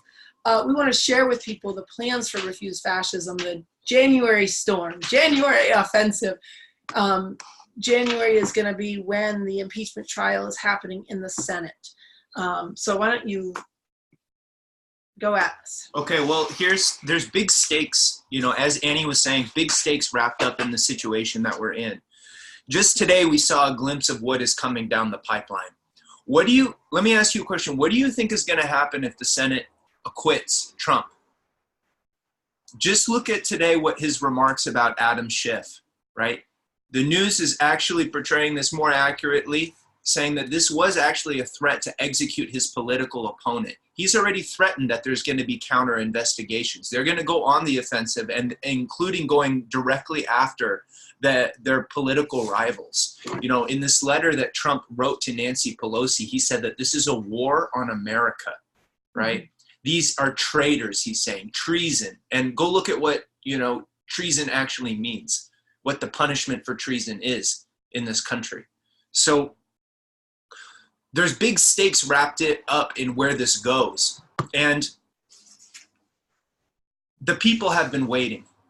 We actually haven't been marshaling the one force in society that actually could change this situation. We need to create a political crisis. And what that means is we need to force the people who are in power to relate to what we're doing.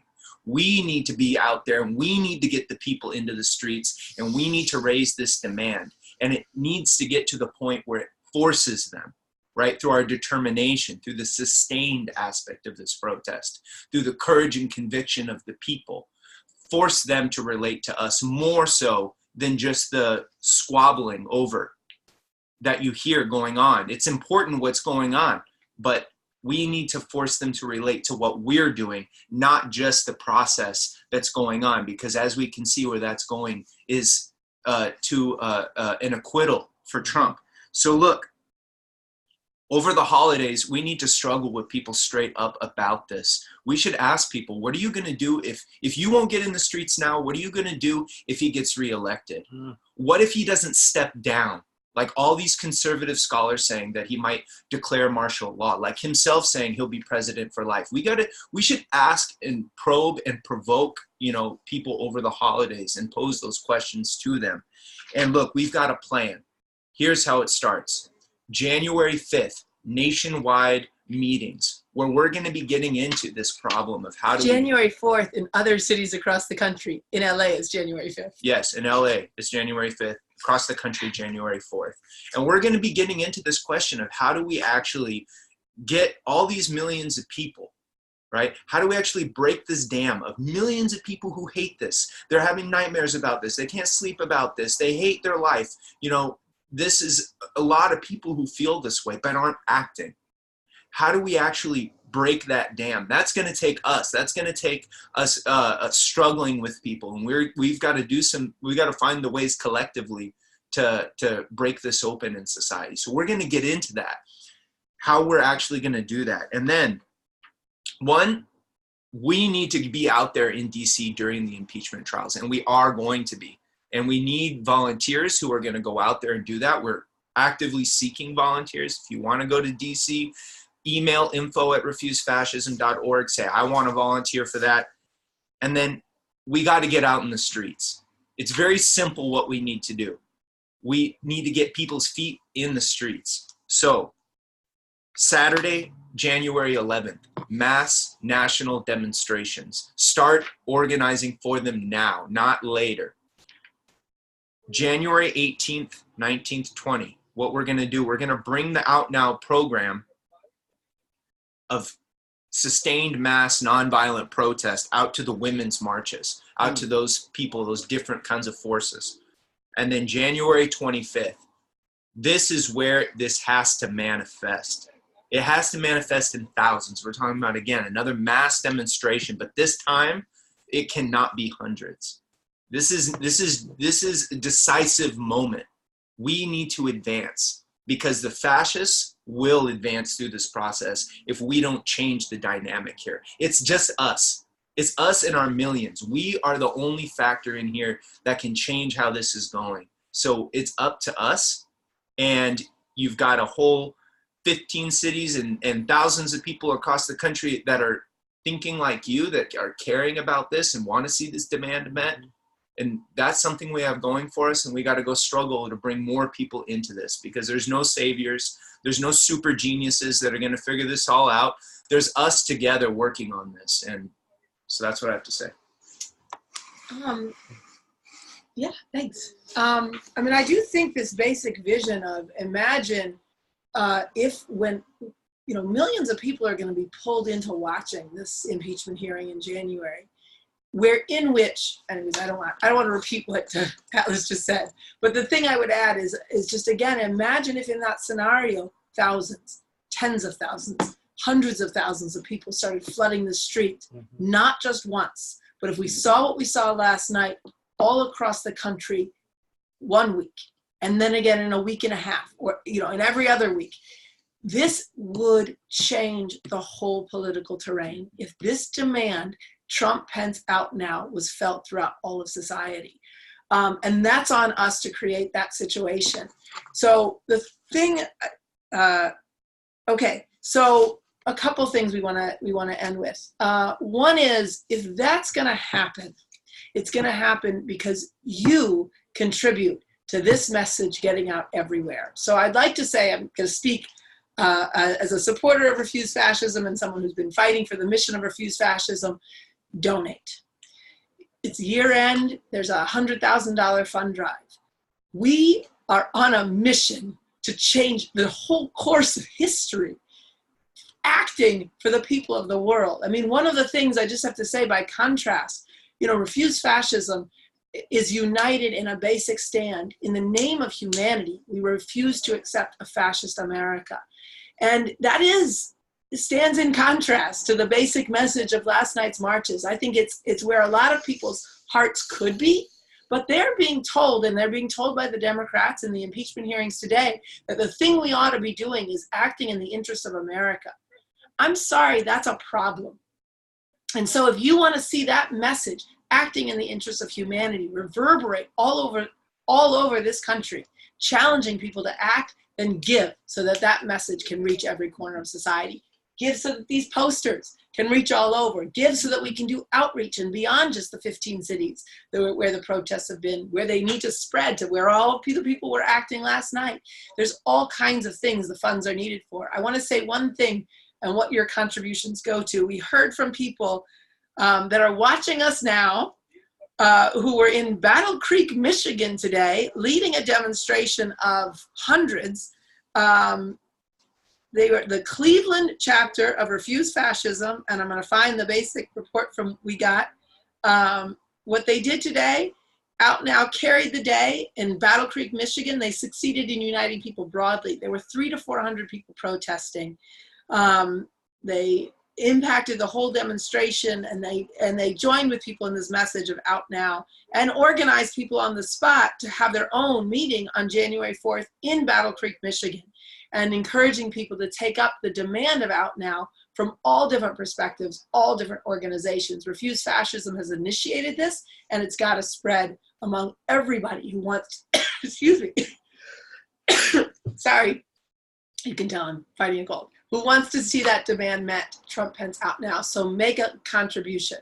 We're going to move to close. You can see here where to give in the comments. Fuck, I hope he gets impeached in the Senate is what our dear brother says.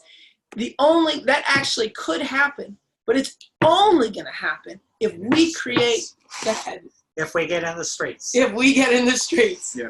If we create that political crisis from below. I want to ask Kim if you want to chime in with any other comments. Here's one comment we got, and Kim, maybe you want to speak to. Someone wrote, the points brought out in the discussion, but both the people here and then in the speech, point to the rather dim potential of Americans being capable of breaking out of the framework of American parasitism, living off the rest of the world, and American chauvinism. That there have been small numbers of people at the Refuse Fascism rally so far that demonstrate that problem we're up against. How do you see qualitatively changing that? And, are there things you got from the talk that you see, that the talk we just watched together, that you see as part of what we can use to argue, or how do you see that? Well, I would say probably the key thing is learning. I was listening to Atlas, and he was saying that we have to force people to see things and sort of act on that, right? And I think from what the talks that I've heard from BA, one of the things, one is there's an American identity that we have, right? Identity is another key word that he says it's not. We need to switch that to the identity of humanity. And I would just say, to answer the question of, the small numbers demonstrate that, any insights to how we can change that. I would really say that it's really, it's going to the people, and like how you were saying, we need to expand. We need to go to the people, and we need to put this in their face so that they can learn and so that they can understand, because as long as they keep listening, right, from, this is the top layer, right, of the system, and how, it tends to hide everything under that, right? As long as we keep hearing that what America does is because America is good, and anything that America does is for the good of the people, we're never going to go below that layer. And so it's important to sort of break that down and reach out to more people, reach out to the masses. That's why it's important to spread the word, because even one video, even a 10-minute video, 5-minute video of like why it is important that the system is not going to act in the American interest, right? Even though that is what they tell you, right? It is acting in the interest of it's acting in the American interest. It's not acting in the interest of the people, right? And so that is how I came out, right? And I know that is how a lot of other people come out, is when you sort of challenge them. And that's why I keep saying it's important, like how you guys say, to ask these questions, right? To ask, because we're going with the flow here. We're going with, oh, the impeachment. Okay, next thing is going to be the Senate. Oh, we got to wait till next Wednesday in January. And we're just being dragged along. We just hopped on the train, and, you know, these fascists are conducting this train, you know, and it's important to sort of, and I've seen, you know, it's important to think for ourselves, to raise these questions, to sort of think outside the box of, this is not the way that to think outside the box, to say that this is not the way that things are. If I want my demand met, it's not going to be within this box. You know, we have to think outside of the box. We have to take to the streets. And I think even just, I always want to, you know, as a student, I want to bring in the student perspective. We have to hit campuses, you know, first, you know, that's very important. We have to go to different campuses, and we have to challenge people, and we have to sort of put the question as to what are you going to do with the knowledge that you have now, you know, because a lot of people, you know, we hear the history, we learn the history, we hear about the police brutality that was going on, we learn about the Holocaust, and we say, we're enraged, you know, I would never let this happen, you know, on this day, but it's literally unfolding in front of us. And so to sort of break that layer of, like, you know, we learn about, really quick, poli-sci class, I'm learning about democracy, I'm learning about different systems of authority, and I just kept asking myself, how is the U.S. a democracy? We're literally not meeting any of that criteria, right? But that is what a democracy, and I know that U.S. is a democracy, so everything that is being done is that I vote and da da da da. So we just really have to break down that, like, that thinking of, like, everything is in our interest, because it really is not. Yeah. Thank you, Kim. I think that puts it really powerfully, and I think that analogy of we're in a stream being carried along is an important way to think about it. And the question is, are we going to take responsibility to bust out of that? I'm going to let you, if you all want to make closing remarks, go ahead. Okay, well, there was an example that Bob Avakian gave in the film. He said, in the overwhelming majority of the history of this country, white people have gone along with or even openly justified slavery, segregation, all of this. But he also said that there are some notable exceptions, including the 1960s. Look, people are not, it's not encoded in the DNA of human beings to be racist or sexist or anything like this, or to just think about themselves, actually. And all of this talk about things are going to have to get worse and people are going to have to be directly affected before they do anything, that's BS. Because if you look in history during the 1960s and what happened there, that wasn't some unstable time for the economy. It wasn't like white people were suddenly on the streets or something. Something broke in the culture and the thinking of people. And look, I called up somebody the other day and they came out to these demonstrations. You know what they said? They said, unless you called me, I probably would have never come out to these demonstrations. I hate what's going on, but you have to understand, I'm not a political person. I don't know how this works. Going to a demonstration, I've never been to one. It's something different. It's something that makes me uncomfortable. Well, we can't sit around and wait for the dam to just break. It's not gonna break. It depends on what you do. The question isn't what are you going to do? And we have to get out of our comfort zones, and we have to stop being afraid of making other people uncomfortable. Look, if you feel disgusted by all the individualism, all the seeking for yourself, all saying it's not a catastrophe because it's not happening to me, well, then stop taking it, stop accepting it, and struggle with people in a good way. Just like this, and say, no, this is BS, and you can do better, and come join with us. We need you. There's a role for you, and let's bring people in. But it's not going to happen unless you go have the struggle. And let's work together to get our case sharper. Watch the film again. All of the things that he goes into there will help you make the case with others. But there is no replacement. You must struggle. Get your boxing gloves on. I just second what Atlas has to say, and it doesn't matter what particular ideological perspective or that we're coming from, we still need to be together out in the streets. And whether we're religious, not religious, whether we want to believe in a system that can self-correct or a system that needs revolution, whatever the case. So we need to be together, because only together. My big fear is that the acquittal in the Senate will be our Reichstag, our Reichstag. And and we have to make sure that doesn't happen. We have to make sure that doesn't happen. Well, I think that was powerfully put, and I want to thank all the panelists, Kim and Atlas and Frank. One question we got that I want to just speak to very briefly. Someone said, "Is Refuse Fascism a nonprofit organization?" Yep. You can make tax-deductible donations. It is an organization made up of people from all different perspectives who come together in the recognition that the Trump-Pence regime must go.